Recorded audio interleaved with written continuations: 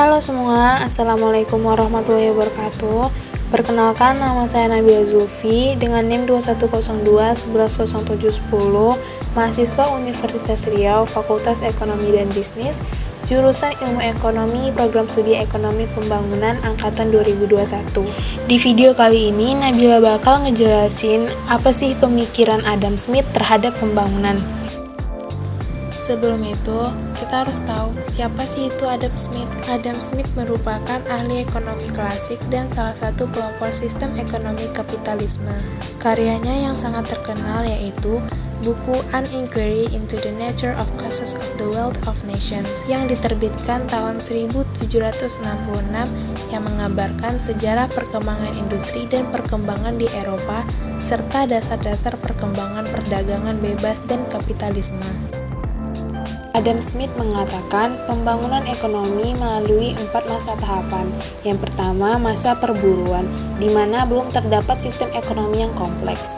Mereka berburu hanya semata-mata untuk memenuhi kebutuhan anggota kelompoknya dan tidak pernah adanya transaksi dengan kelompok lain.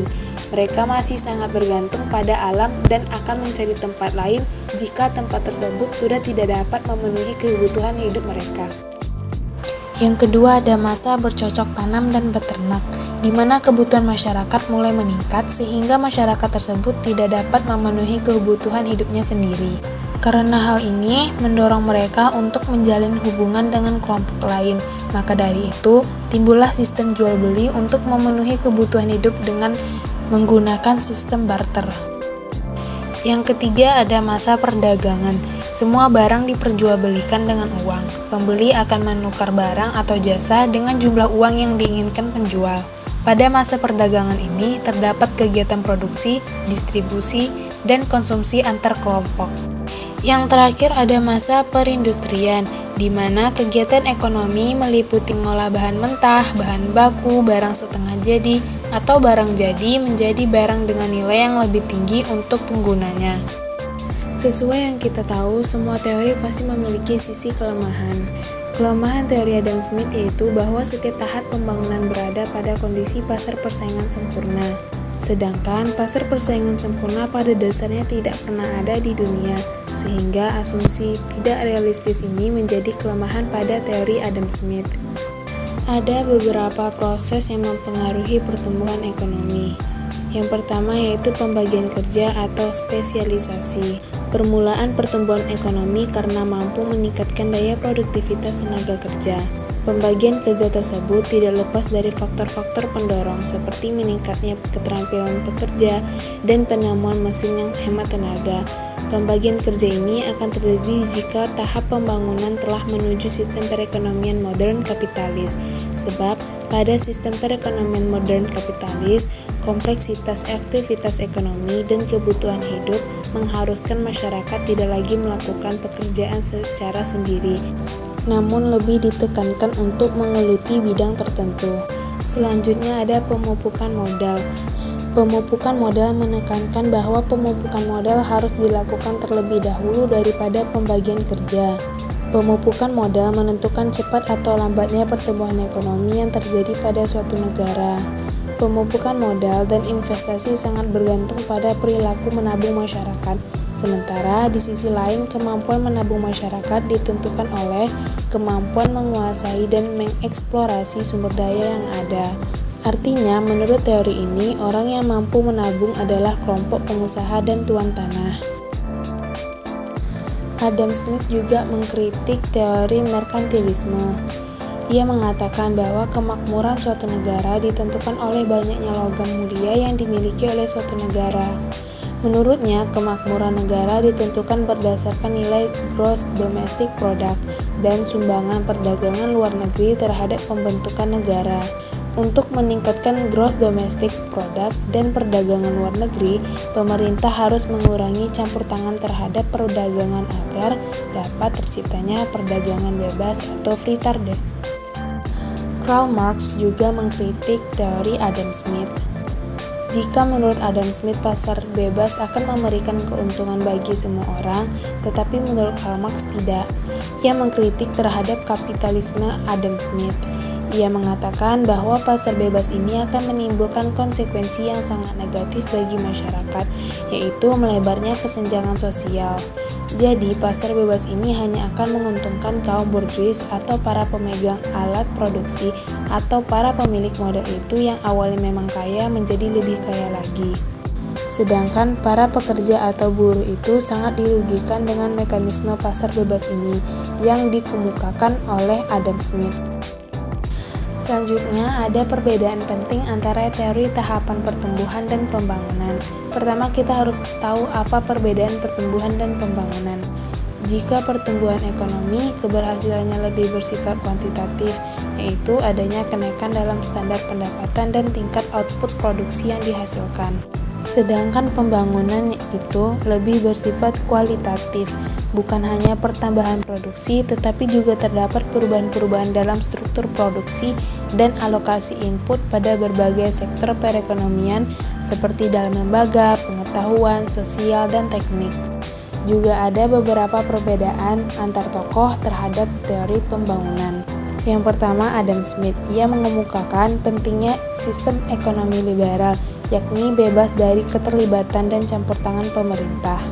Menurutnya, pengelolaan perekonomian negara dapat dilakukan dengan cara melaksanakan persaingan bebas tanpa adanya intervensi pemerintah, dengan catatan adanya pembagian kerja dan pengalokasian sumber daya secara efisien. Menurut David Ricardo, di mana perdagangan internasional atau pasar bebas hanya mungkin dilakukan oleh negara-negara yang mampu melakukan proses produksi untuk mencapai keuntungan absolut saja. Menurut David Ricardo, teori Adam Smith ini terlihat seolah hanya berlaku bagi negara-negara yang mampu melakukan spesialisasi produksi barang. Selanjutnya, menurut Karl Marx, ia berpendapat bahwa perkembangan masyarakat akan sejalan dengan proses pembangunan yang dilaksanakan. Masyarakat feodalisme mencerminkan kondisi di mana perekonomian yang ada masih bersifat tradisional. Karl Marx memandang buruh sebagai salah satu input dalam proses produksi. Artinya, buruh tidak memiliki posisi tawar sama sekali terhadap para majikannya yang kapitalis. Konsekuensi penggunaan asumsi dasar tersebut adalah kemungkinan terjadinya eksploitasi buruh secara besar-besaran. Dengan demikian, pemupukan modal menjadi kata kunci bagi peningkatan pendapatan yang lebih besar di masa mendatang. Terakhir, menurut Rostow, teori Rostow didasarkan pada pengalaman pembangunan yang telah dialami oleh negara-negara maju, terutama di Eropa. Dengan mengamati proses pembangunan di negara-negara Eropa dari mulai abad pertengahan hingga abad modern, maka kemudian Rostow memformulasikan pada pembangunan yang akan menjadi tahap-tahap evolusi dari suatu perkembangan ekonomi yang dilakukan oleh negara-negara tersebut.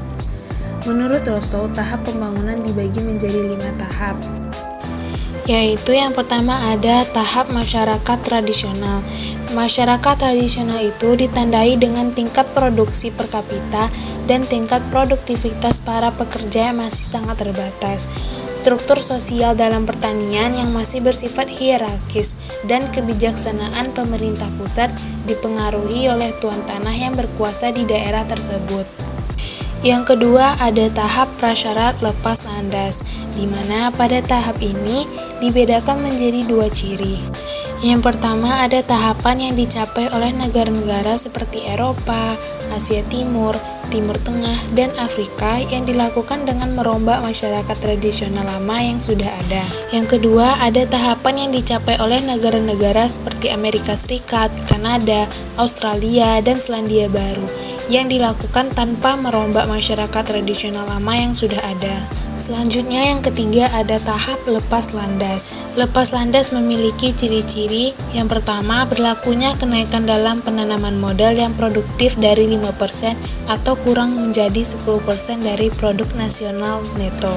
Yang kedua, terjadi perkembangan satu atau beberapa sektor industri dengan tingkat laju pertumbuhan yang tinggi. Yang ketiga, terciptanya suatu kerangka dasar politik, sosial, dan institusional yang akan menciptakan. Yang keempat, segala gejolak-gejolak untuk membuat perluasan di sektor modern.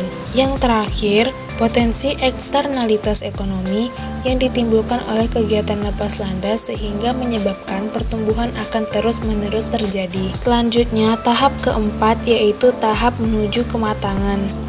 Pada tahap ini, keadaan perekonomian yang terus-menerus bertumbuh meskipun kadang-kadang disertai dengan laju yang fluktuatif. Terjadi perluasan pemakaian teknologi modern sehingga menyeluruh pada kegiatan-kegiatan perekonomian. Timbul industri-industri baru dengan cepat dan tertinggalnya industri-industri lama sehingga barang-barang yang dulunya impor sekarang mampu diproduksi di dalam negeri sendiri. Dan tahap yang terakhir yaitu tahap konsumsi tinggi. Pada tahap ini, Rostow menyebutkan tujuan masyarakat yang saling bersaing untuk mendapatkan sumber daya dan dukungan politik. Yang pertama yaitu memperbesar kekuasaan dan pengaruh negara tersebut terhadap negara lain. Yang kedua, menciptakan suatu welfare state atau kemakmuran yang lebih merata kepada penduduknya dengan cara mengusahakan terciptanya pembagian pendapatan yang lebih merata melalui sistem perpajakan yang progresif. Yang ketiga, meningkatkan konsumsi masyarakat dari konsumsi kebutuhan primer menjadi konsumsi kebutuhan sekunder dan tersier. Sekian video penjelasan dari Nabila. Mohon maaf apabila ada kesalahan. Wabillahi taufiq wa hidayah. Wassalamualaikum warahmatullahi wabarakatuh.